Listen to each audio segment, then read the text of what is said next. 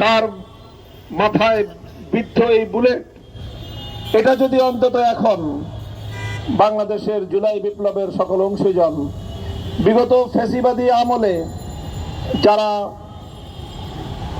মাজলুম হয়েছেন, সেই সকল পক্ষ শক্তিগুলো যদি আবার নিজেদেরকে একটু খুঁজে পাওয়ার চেষ্টা করেন, সেই জুলাই বিপ্লবের চেতনাটাকে যদি আপনারা আপনাদের হৃদয়ের গহীন থেকে আরেকবার একটু জাগ্রত করার চেষ্টা করেন, তাহলে হয়তো আগামীর বাংলাদেশ বেঁচে যাবে। বাংলাদেশটা যদি বেঁচে যায়, ওসমান হাদিরা বেঁচে থাকবে।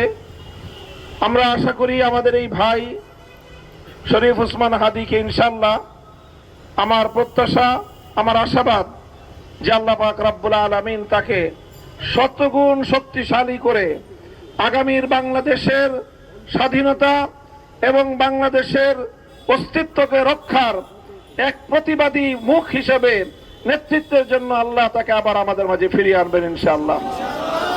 আমরা কায়মনে মহান রব্বুল আলামিনের কাছে সেই প্রত্যাশা ব্যক্ত করছি এবং আমি শপথ করতে চাই যে আমাদের এই চেতনাটাকে, শরীফ ওসমান হাদি যেই চেতনাকে ধারণ করে তার এই চরম মূল্য পরিশোধ করলো, আমরাও যদি আমাদের হৃদয়ে সেই চেতনা ধারণ করতে পারি, তাহলে আসলে আমাদের এই কথা, আমাদের এই প্রার্থনা এবং আমাদের এই বক্তব্য এটা সার্থক হবে।